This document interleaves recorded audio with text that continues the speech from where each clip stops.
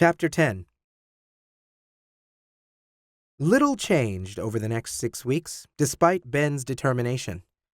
At times, he hardly saw Tim at all. There was an unspoken agreement that they wouldn't interact at school, although they would occasionally see each other in the hall, making only small gestures in acknowledgement.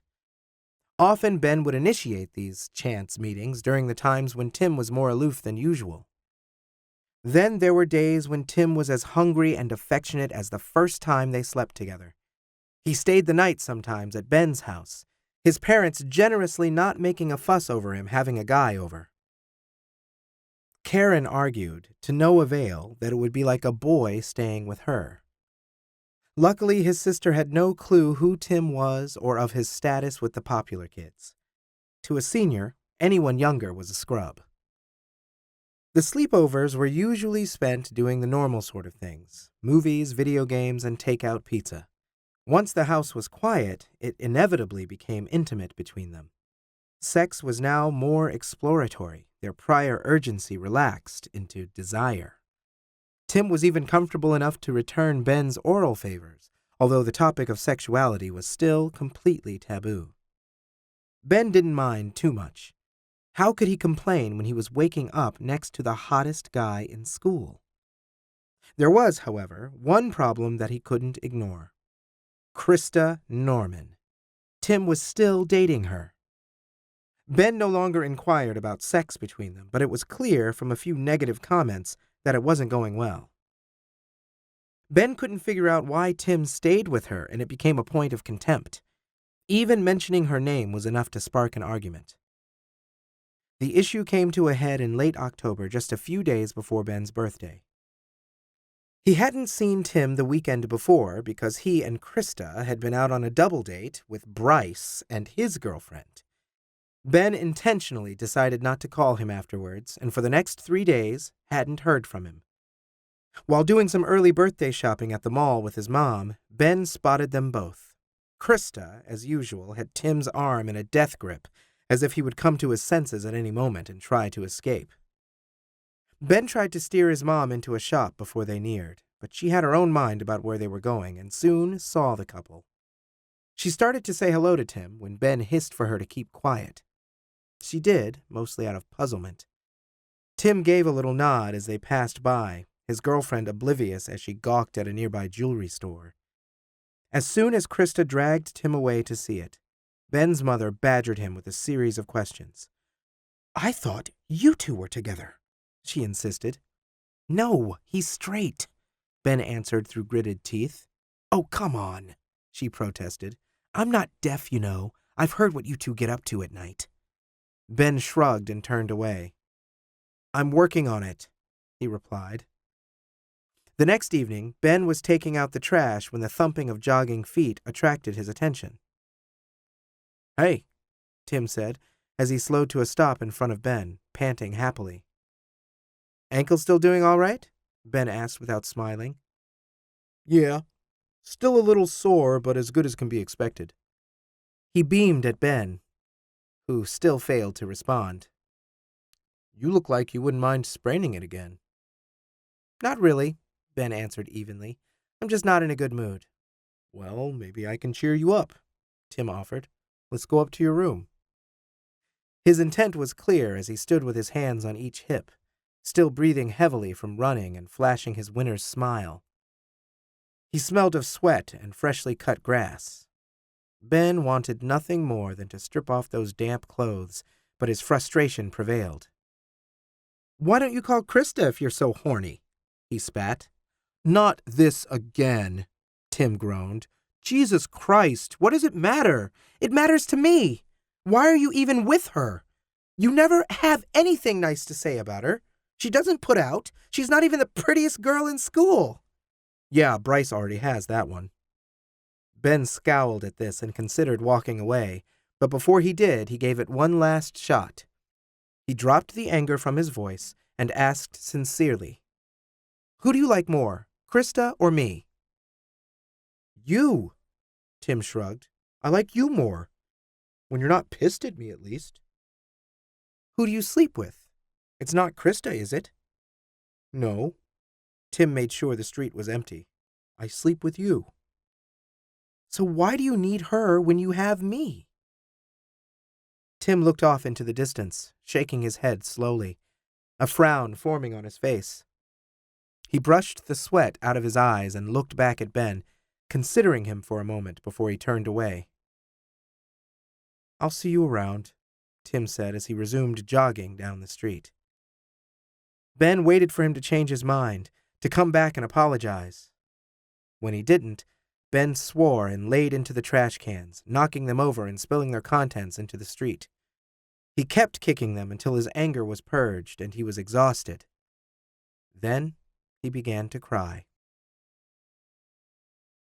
Ben's birthday fell on the 27th, just a few days before Halloween. Ben wasn't robbed of any extra presents like those poor unfortunate souls who had birthdays close to Christmas. But there were a few parties in his childhood where everyone dressed in their costumes early. He also tended to receive more horror-themed presents due to the unique shopping opportunities of the season. This year, his big day was on a Sunday, meaning his relatives were all free to turn an otherwise private celebration into a circus. Ben was glad for it this time. Not only did it mean more gifts, but it helped keep his mood high. He hadn't talked to Tim since their argument, which tore at his heart, but lately he was feeling better. Much of this was due to Allison, who had temporarily thwarted the ban against their friendship and was able to attend his party. This is supposed to be a date with Ronnie, so I expect you to put out, she teased him upon her arrival. They needed this day together. The talent show had recently been pushed back until the end of the school year. The reasoning behind this was that freshmen might feel excluded from entering since it was too early in the year for them to have adjusted. Mrs. Hammond was distraught, but Ben and Allison were relieved because they still hadn't chosen a song. The downside was the loss of their private time in the auditorium. Presents took top priority in the Bentley family, even preceding the traditional cake and candles. So far, Ben had received clothes from his parents, a wad of cash from his grandmother, a new Discman and CDs to go with it, a journal he could write in that he would probably never use because it wasn't electronic, and a couple of PlayStation games from his sister. He didn't have a PlayStation yet, but he could tell from his mom's sly look that he was only 2 months away from getting one. Allison bought him a suit jacket they had discovered at a second-hand store earlier in the year. The jacket had been too expensive for him at the time and was missing most of its buttons. Not only had she sprung for it as a gift, but she bought some suave new buttons and put those home ec skills to use by sewing them on. The end result was retro chic and delightfully unique. He couldn't wait to wear it when the weather became cooler. Ben's mother was about to light the candles on the cake when the doorbell rang. Thinking a relative had arrived late, Ben ran to answer it, happy to leave all the fuss behind for a moment. His heart lurched when the door opened to reveal Tim. Of course he had been invited, but that was before they had fought. Even before their falling out, he hadn't expected Tim to actually show up. "Hey," Ben said, not masking his surprise. Come on in." "That's okay. I just wanted to bring this by." Ben looked down to see a thin present about 3 feet tall. Unless it was the largest book in the world, Ben guessed it might be art or a framed poster. "Oh, hi," came Mrs. Bentley's voice from behind. "I was wondering when you'd show up. Come in and grab some cake." "No, really, Come on, don't let Wilfred get out the door or we'll never see him again." Tim stepped inside, his posture shy and stooped. Ben's mother shut the door behind him to finalize the deal, winking at Ben on her way back to the kitchen. "Time to meet the family," Ben chuckled. "The extended version, too." "Great," Tim said, trying a sheepish smile. They stood there, considering each other before Ben was called back into the dining room. Tim followed and was soon assaulted by a slew of greetings, handshakes, and even hugs from some of the older ladies. Introducing Tim to Allison was surreal since they were the 2 people closest to Ben, and yet their paths had never crossed. Tim seemed unsure how to behave around her, but her knowing smile said that she already knew all of Ben's secrets. Wait, everyone, Mrs. Bentley declared. We have one more present before we light candles. No, you can open it later, Tim said. Really, he added desperately when Ben took it from him. That's all right, we're in no hurry, Grandma crowed. It's just something Tim began as Ben started ripping the paper away. Whatever he had planned on saying was lost in his throat.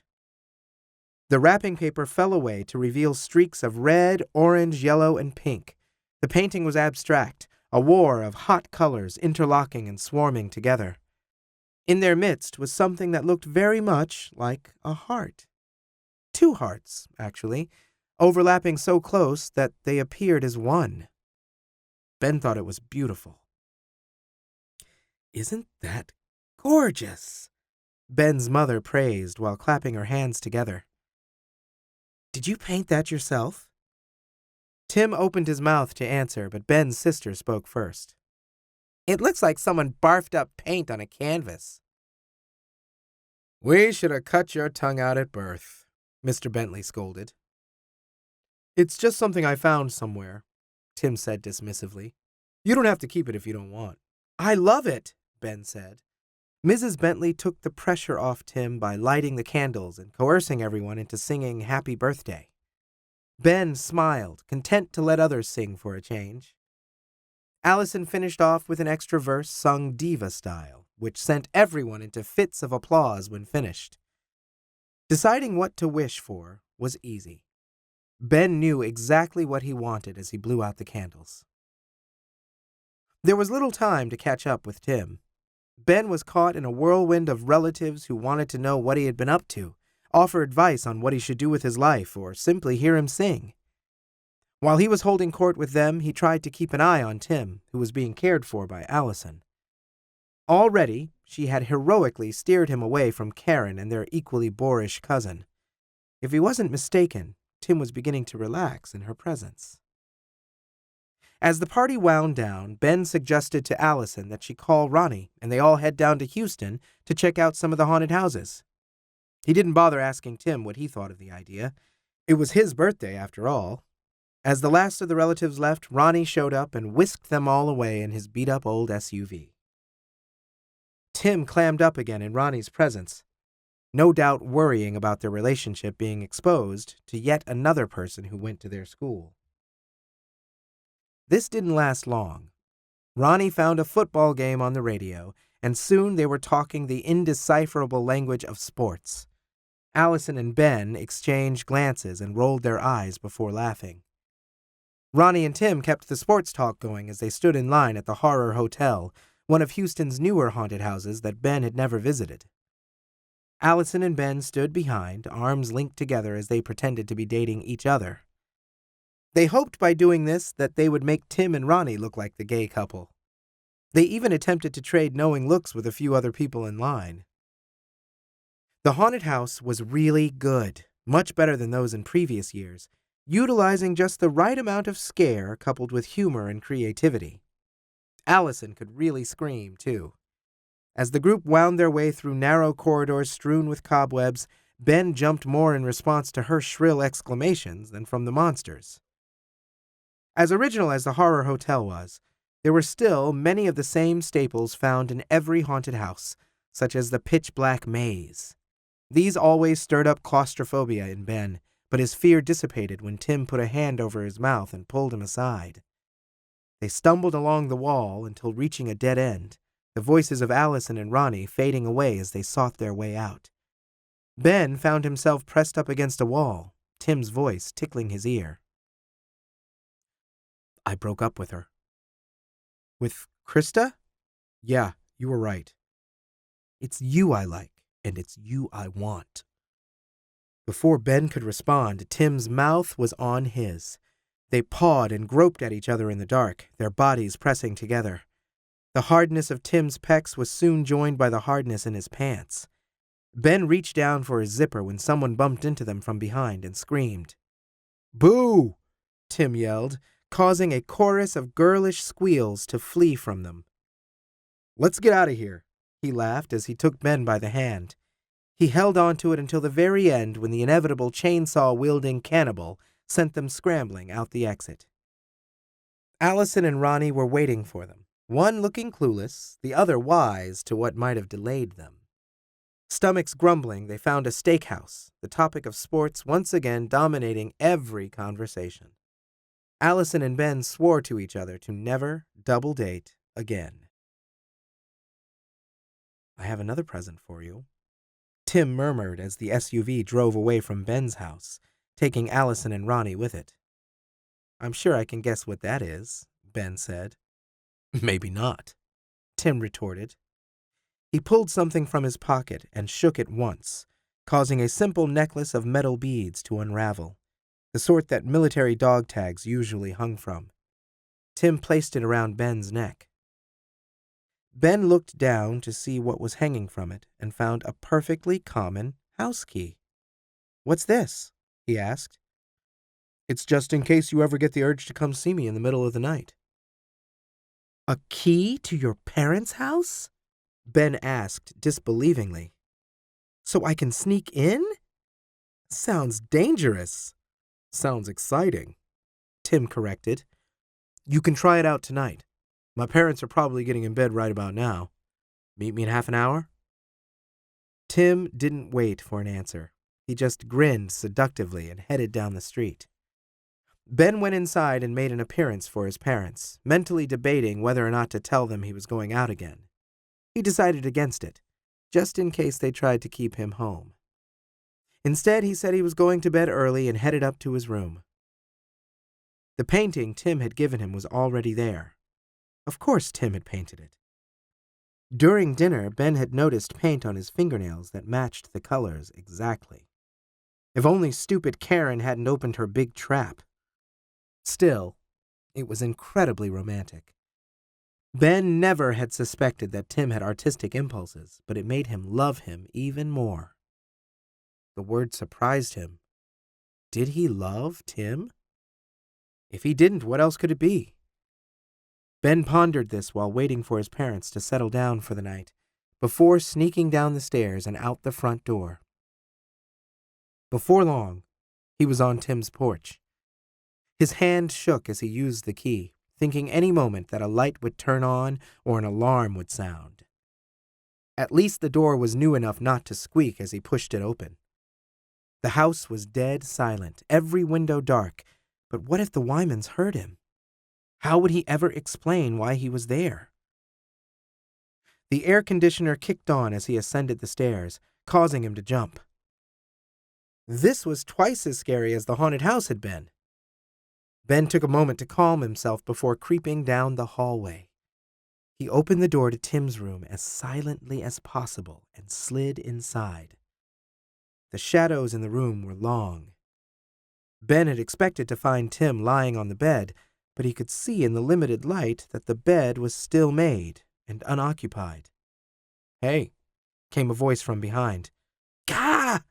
Ben exclaimed loudly. "Oh, shit!" he whispered, clamping his hand over his mouth. But Tim laughed as if there was nothing to worry about. "Your parents," Ben hissed. "Business trip," he chuckled. "They won't be back until tomorrow, but that was a good test run. I didn't hear you until you were at my door." Ben slugged him playfully and laughed himself. He reached for the light switch, but Tim moved his hand away, pulling out a Zippo lighter instead, which he used to light a handful of candles in the room. Ben smiled from ear to ear, knowing what would happen next. He untied his shoes, kicked them off, and tossed himself into bed. "So, I hear that you are officially single," he said playfully. "Does this mean that you are back on the prowl again?" "I never stop prowling," Tim growled like a tiger as he flicked the Zippo shut. "I see, but at the ripe old age of 17, don't you think it's time you settled down with someone special?" "Meaning?" Tim inquired. "I want to be your boyfriend." "Jesus, Benjamin!" Tim swore. "You don't let up, do you?" He forced away a smile and shook his head. "It's not enough that you make me dump my girlfriend?" "If she was good enough for you to date, then I am twice as qualified." Ben grinned. "Anything a girl can do, I can do better," he sing-songed. Offhand, I can think of a few things that you can't, Tim taunted. Well, anyway, what do you think? Seriously. I think I want a test drive before I buy the car. Tim leapt on him, kissing his face, biting his neck, and making him laugh. They rolled and wrestled with each other until their playfulness became more serious. Tim tore at Ben's clothes as if he hadn't seen him for years. Ben followed suit, and their passion became almost a struggle, each more desperate than the other to touch, taste, explore. Once wasn't enough tonight. After a break to raid the kitchen for food, they were back at it again, this time taking things slowly. The candles had all burnt down by the time they fell asleep, their bodies tangled comfortably together. When the screeching of the alarm clock woke them, they moaned and griped in unison, not wanting to face the reality of another week of school. Tim got out of bed first. The sight of him standing there naked, sporting morning wood as he scratched his chest, was enough to brush away the last remnants of sleep from Ben. Want to take a shower together? He offered. We're going to be late, Tim countered. We can skip first period, you know. Ben told him how the attendance system worked, Tim listening with an intrigued expression. I wondered how you were able to take care of me without getting in trouble. You really know how to play things to your advantage, don't you? You've shaved an hour off the school day, and now you're manipulating me into being your boyfriend. So we are? Ben beamed. Yeah, Tim smiled back. Why not? But listen, I don't want anyone getting in our way. My parents can't know about this. No one at school either. So, just like things were before? Ben said with some disappointment. Not like before. No Krista, no other girls, and definitely no other guys. Just me and you. I want it to stay that way. Ben didn't think there was anything to fear from parents or school. Those were all demons he had faced already. Tim just needed time to realize these things for himself. Rather than argue the point, Ben rose and dragged his new boyfriend into the shower. Coming out was only the beginning. Join a young gay man on his quest for love in the Something Like Summer movie, comic, or series of best-selling novels. Visit www.jbellbooks.com to learn more.